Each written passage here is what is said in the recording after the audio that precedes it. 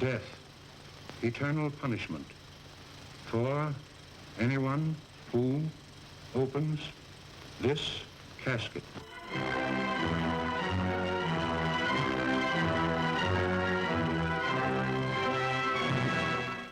The mummy. Is it dead or alive? Human or inhuman? You'll know. You'll see. You'll feel the awful, creeping, crawling terror that stands your hair on end and brings a scream to your lips. There's nothing on earth like the mummy.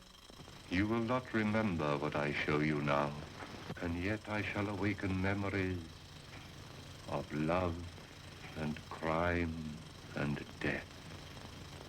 Now I know his horrible plan.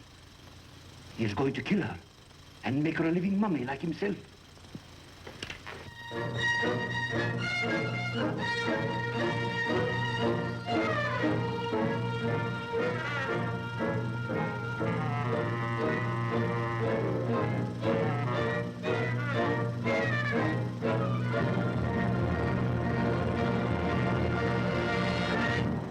And the bay camera? Roll cameras. And action.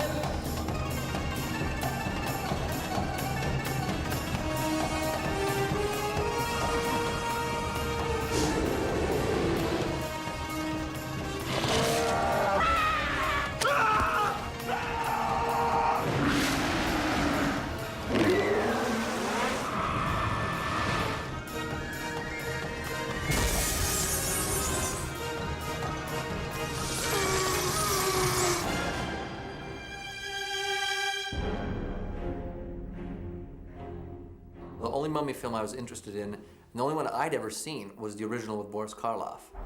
And it's funny because people started throwing other ideas at me as I was going on. They say, oh, do you have this in it? And do you have that in it? And I said, no, where does that come from? They go, the mummy movies. And I was like, oh, I only watched the original.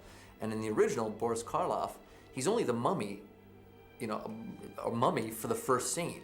And the rest of the movie, he's Boris Karloff with like kind of little wrinkles. And people are so used to guys wrapped in bandages, you know, and that's what I wanted to get completely away from, because that wasn't at all the intent or the look of the original, and that's not at all our look. He, from the very beginning, said, I don't want this to be like a mummy movie like we've seen in the past with the shuffling guy in bandages. This guy's got to be mean, he's got to be fast, and he's got to be dangerous. It's a movie for the 90s. And I said, okay, great, we can do that.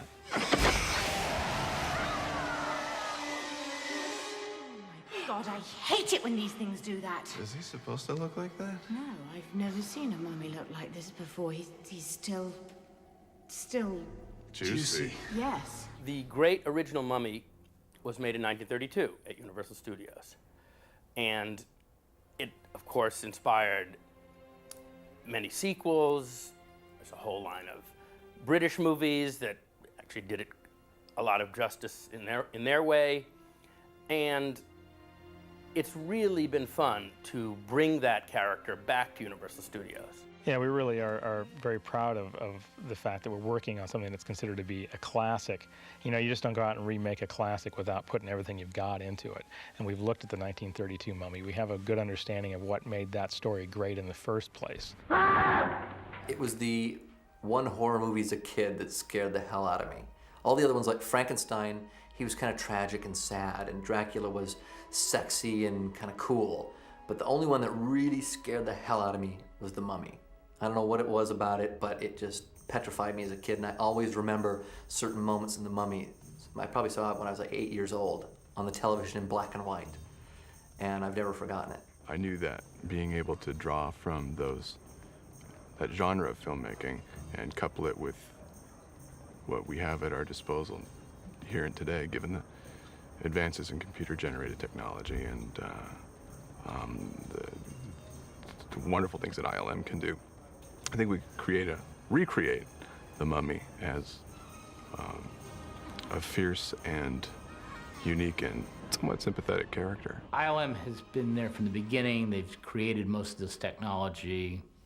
They know what can be done, what can't be done, and you can be assured if you give something to ILM, they'll solve it. And then there was light.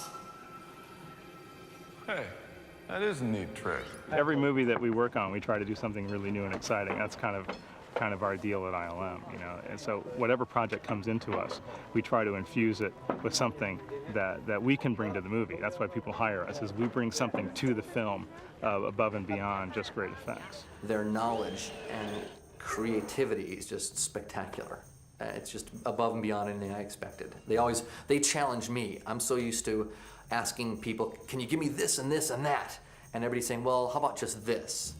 And at ILM, I say, can you give me this, this, and that? And they said, okay, and how about this? And I'm very pleased with them. Our business here at Industrial Light and Magic is to help directors tell their stories. And so it's a bit of a fine line as we try to figure out what we have to bring to the table that's directly related to what they want to tell in their story without letting the visual effects dominate their story or take over their story or redirect their movie for the sake of visual effects. We always want the visual effects to serve the movie. This is a tremendous opportunity for us to do that because there's such a rich tapestry to work with. The entire design of the mummy and what we're doing with, you know, the various stages of the mummy and the various mummies, it's very 90s. It's a lot of CG work. It's not a guy wrapped in bandages.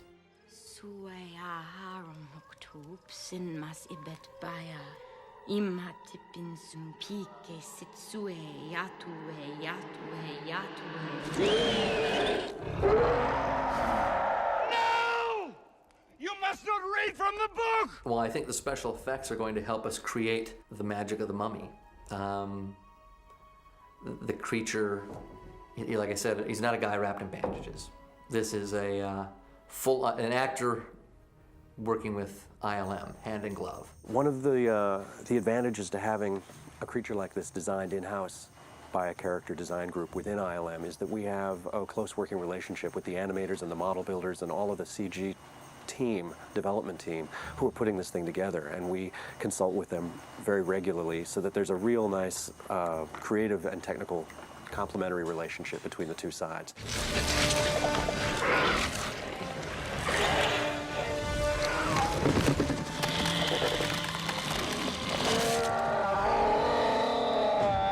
We are in serious trouble. We started looking for a way to make the most organic and interesting creature that we had ever produced at ILM. And that meant working out ways of bringing complexity and interest to the look of the mummy. He couldn't be wrapped up in bandages, we knew that. He couldn't be really gory and awful and sort of slasher film-like. We knew we didn't want that either. So we had to find somewhere in between that had all this really interesting and sort of nightmarish character, but not go too far with it. One of the prerequisites for the movie was to try and stay away from something that was very gory and realistic looking in that respect. No blood, no fluids, and the sense of something that's really like cut, but more like a stylization of what that body would be, so that you don't go, ooh, what is that when you see the character, but still is really striking and horrifying.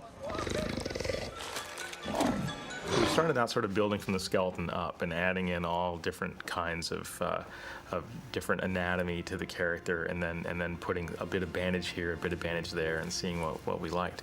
We started then showing these things to Steve and having him react to what he liked. We went through an enormous pile of concepts and designs with a really tight team of artists here. A variety of different styles were used in the initial brainstorming. We just threw a whole lot of different ideas at the director. This was done long before we'd ever found out who was being cast. Arnold Vosloo had not been cast yet, so we were drawing facial types that would change quite a bit. So here you see different artists' takes on him growing back from a totally skin and bones mummy back to something a little bit more evolved. You can see here he evolves a little bit more, treatments of him with more skin and the bandage. So from these he'd circle. I really like the mouth here, but can you combine it with the eyes here and the neck there? And we produced a hybrid version. Here's a drawing that was the final evolution of the design process for his whole body. After we got the pencil drawings approved, we then went ahead to visualize stages 3 and 4. And by this time, Arnold Vosloo had been cast, and we were able to get really good quality photographs of him. So these headshots were scanned into the computer, and using digital paint tools, I was able to paint all of this horrible desiccated rot onto him where he has not healed yet. This became a test for the grossness threshold of this movie. We used this stage of the artwork and the computer tools to really develop the color, to play with the color, to keep it looking dry and dusty and rotted and not gory and bloody. That was the distinguishing thing we had to be very aware of here. And eventually we found a way to sort of the perfect set of stages of where we wanted to be with each particular stage of the mummy's development through artwork. And then we started building maquettes and building statues of the heads and the models of the full bodies so that we could all agree and all know what it is that we were looking at. These are called maquettes, and they're a very faithful representation of the artwork, but carried into the third dimension. And this acted as the color reference for all the CG artists later and the painters to play with light on this model. Taking it into a 3D form was extremely valuable and essential part of the process. As you can see, it's the most useful tool to get everyone to agree. It has all the little dangly bits and everything, the shininess, the color, all worked out here.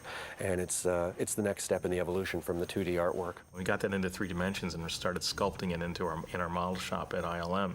Then we really got a sense of who this creature was, and we could take it to Stephen and say, okay, here's your guy, what do you think? And when he said, that's the guy I want in the film, then we started building him in the computer.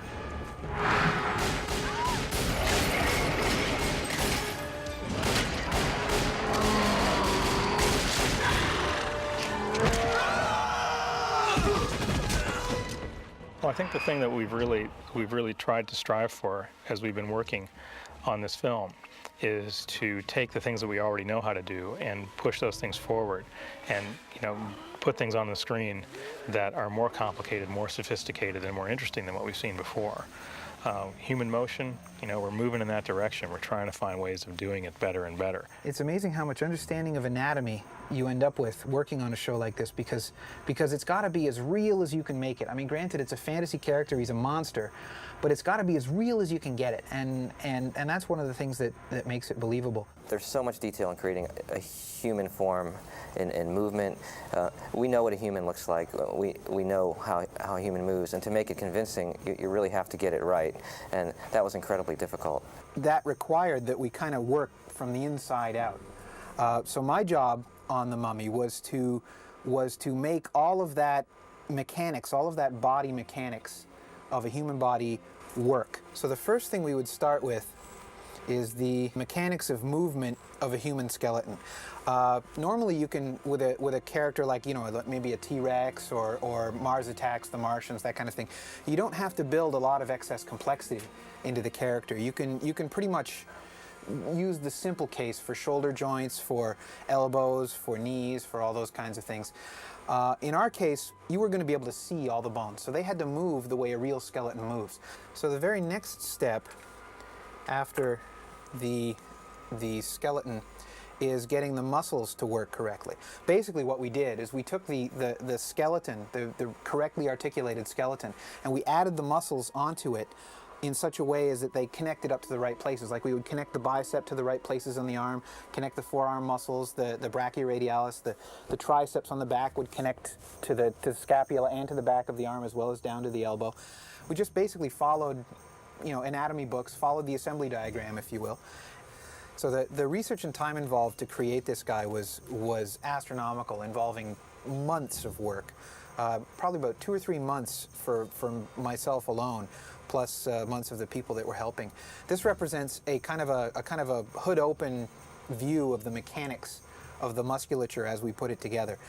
Each and every one of those little pin-cushiony things, this is kind of the acupuncture version, each one of these pin-cushion things represents, some mechanism that twists or rotates or pushes or pulls or somehow deals with placing the muscle where it needs to be. One of the things we could not do with this particular creature is we didn't have the software as yet or the calculating power to figure out the collisions for each and every muscle surface against each and every other muscle surface. So rather than going and making something that was physically exactly scientifically accurate, we had to make something that looked physically and scientifically accurate, something that would fool the audience. I mean, it's movies after all, we're not making a medical film. So we just had to fool the audience into thinking that the muscles were moving and colliding and not, penetrating through each other and flexing and pulling and that kind of thing. This is kind of the completed musculature on the character of Imhotep. As you can see, a lot of the muscles have been done fairly successfully, especially if you look in between his shoulder blades. You can see how as he pulls his arms back and so on, you get the bunching and stretching that you would really get on someone's back. His thighs flex accurately, his arms flex. When he rotates his wrist, you can see the forearm muscles all twist naturally around the bones. So we were pretty happy with this.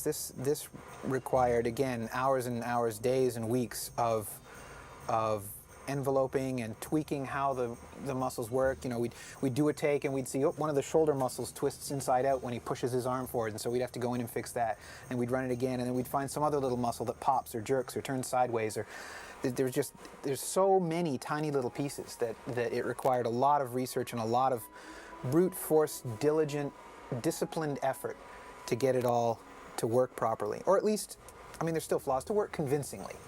Okay, this was one of our first tests of our skinning software. This is software that was developed by John Anderson here. And basically what it does is it takes the outer skin of a creature and the skeleton of a creature and all the muscles that are inside, and it fills that volume between the skin and the bones with virtual flesh. So what happens is that the gray skin that you're seeing here is the outermost part of the virtual flesh. The bones would be the innermost part, and then all the muscles, which I built and animated and made move properly, are embedded within that flesh. So what that gets us is that the skin stays over the muscles and the bones without us having to do anything other than put it there. See, the movement on that gray skin, none of that's coming from any kind of animation other than procedural animation coming from the software. And this is particularly fun if you look right in the corner of the elbow. This is something that we weren't even necessarily expecting, but we got for free.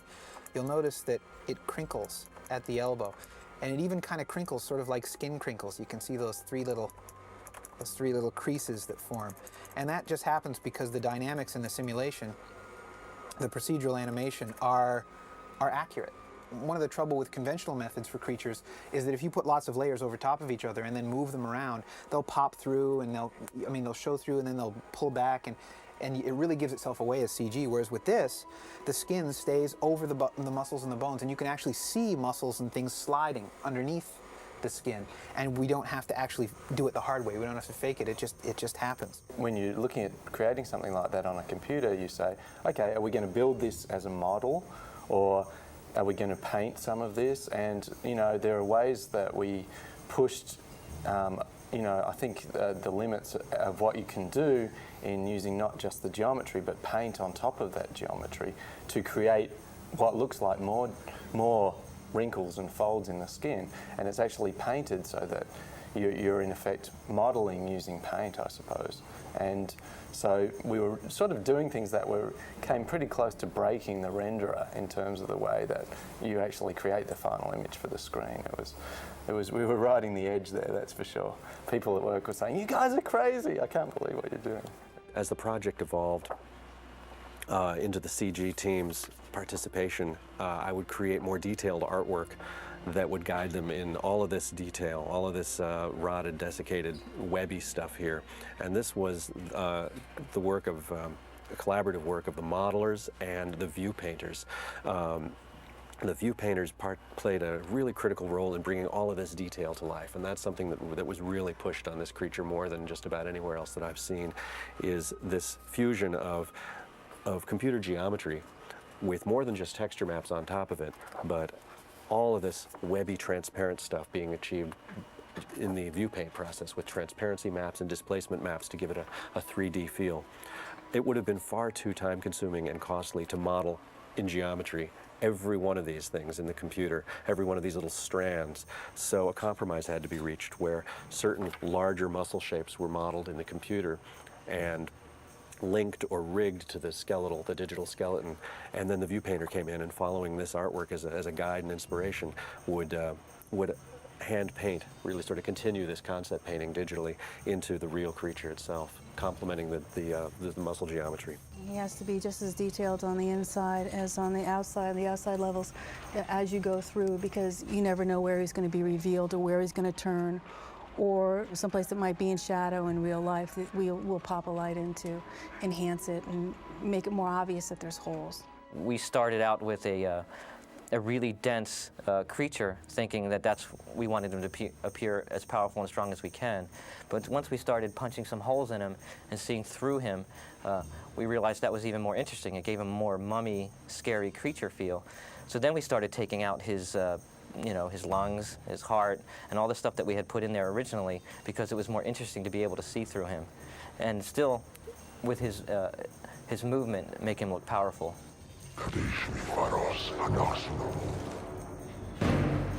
There you are! You could play hide and seek. Come on, let's get out of here! Whoa!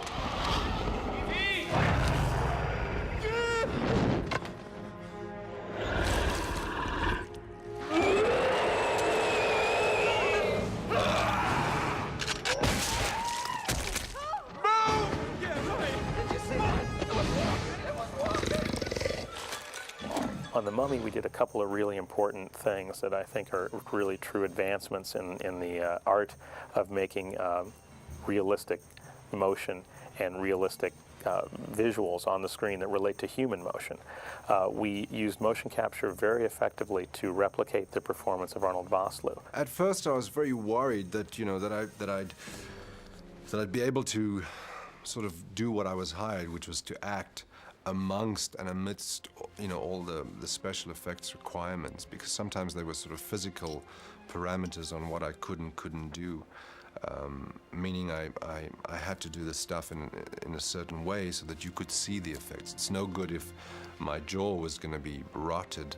It's no good to play the scene like that. So they had to place me sometimes physically and direct me. We spent 2 days with Arnold in motion capture, replicating every scene in the film that he had done over the course of the previous 6 months, where he needed to be driving the motion of the mummy creature. And we had with us all of the background photography so that we could go and remind him of each scene and actually overlay on those scenes the motion capture animation, at least in some rough form, oftentimes just a skeleton, but enough for us to see that, yes, this was going to fit into our backgrounds and it was going to work. And for Steve Summers to judge the performance that Arnold was giving him and say, okay, that's done, or let's do another take. So it was very much kind of a replication of the action. And we had Steve there and I was there, and we were trying to make sure that we had everything we needed in order to have a good foundation for animation. So we worked with Arnold really, really closely. I kind of just, after the second or third day, I knew I was in such good hands, not just on Steve Summers' side, but on John Burton and his ILM crew, that I just said, look, guys, sometimes I don't understand what it is that the effect's going to be, because they almost have this other computer language that, no one understands but them. And I said, don't even bother explaining it to me. Just tell me to the letter, to the T, what it is that you want me to do physically, and once you set those parameters, then I'll inject whatever, sort of performance I have to, into that and to make it come alive, So they're the best in the business, and, once you trust them, you can fly. Motion capture is where you take a performer of some type and you track the various positions of their body using a computer to basically try to correlate in three-dimensional space where they are and where the parts of their body are, which sounds like a lot of complicated gobbledygook. And but the basic way that it's done is that you use some kind of markers, either a magnetic tracker or a little, it's kind of like a ping pong ball with reflective tape on it, and you can track that using optical cameras. We use infrared cameras to bounce light off of these little tracking balls that are placed all over the actor's body. And by using 7 cameras in a big room, we can use the computer to correlate where each ball is. 7 cameras see a ball, they know that's the same ball. They can then triangulate using relatively simple geometry to figure out where that ball is on any given frame. So as someone walks through a space with all these tracking markers all over them, what we do then is crunch all those numbers, and what we end up with is a position of the knee, a position of the foot, a position of the elbow, a position of the shoulder, everywhere on his body, and then we have our own software which constructs that back onto a skeleton, and we can then reconstruct that motion in 3 dimensions and map just about anything we want onto it. It's the basis for which the animation is built. It gives the audience the feel that the actor himself is the creature, because you're transferring his movement into our CG environment. What we did here is we took the motion capture from Arnold and used that to make sure that our creature looked and acted and behaved like Arnold Vosloo. But we also then used our character animation skills and the fine animators that we have here at ILM to do the facial animation and the fine finger gestures and those sorts of things, which are very difficult to capture. So we came up with a really tremendous synthesis of a new technology of capturing data, if you will, of a performance of a top flight first unit actor, and melding that in with our top flight character animation skills and creating something on the screen that's some sort of synthesis of both of those. Mr. Burns, Prince Imhotep thanks you for your hospitality. And for your eyes. And for your tongue. But I'm afraid more is needed. The prince must finish the job and consummate the curse which you and your friends have brought down upon yourselves. To make the latter stages of the mummy look really good, we were directed to make sure that whatever we put on his face could not be done with prosthetic, and that was the